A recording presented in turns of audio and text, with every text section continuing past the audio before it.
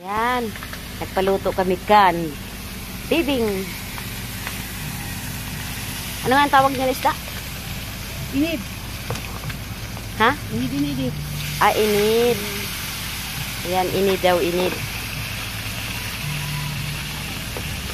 Dito kami kakain sa labas. Sa tapat ng Rafaela. Sa tapat ng Rafaela, nagpaluto kami ng... Bawal kasi doon magluto eh. Kailangan kasi doon bumili talaga sa resto ng ano. Ayan. Ayan ang aming tour guide. Papunta ng ano ba yun? Sisi Braham. Sisi Braham. Ayun ang iya kunting turtindahan.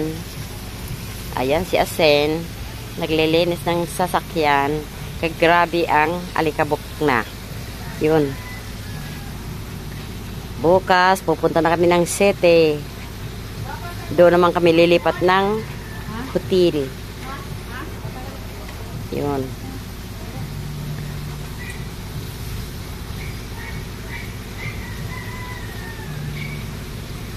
Tapos yung bigas dito, ayun o, red rice. Galing ng Palayan talaga to. Palayan, as in bagong ani. Ipaluto kami ng marami kasi kami kakain. Yan.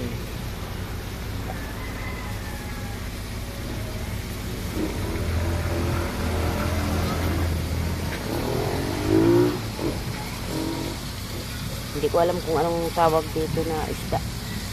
Basta.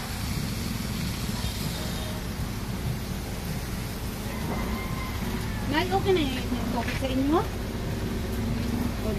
Ilang piraso tama na yan? Gani, kinilain mga damdamot, no? Oo. Iba na eh. Daka mawaraan sin... Pangit. Oo, lasa. Tapos nagpasabaw kami ng isda. May... Di ko alam sa Tagalog kung ano yan. Tawag yan. Hindi yan batuhan na sa atin. Oo, batuan. Batuhan yan. Oo. Batuhan yan. Hindi ko alam kung ano sa tawag sa... Napicturan. Ay, na. Sa Tagalog, hindi ko alam yan. Basta sa dito sa Masbate, batuhan ang tawag. Binigyan ako kanina dun sa palengke ng 2 piraso. Ipangit man ang ipan? Oo.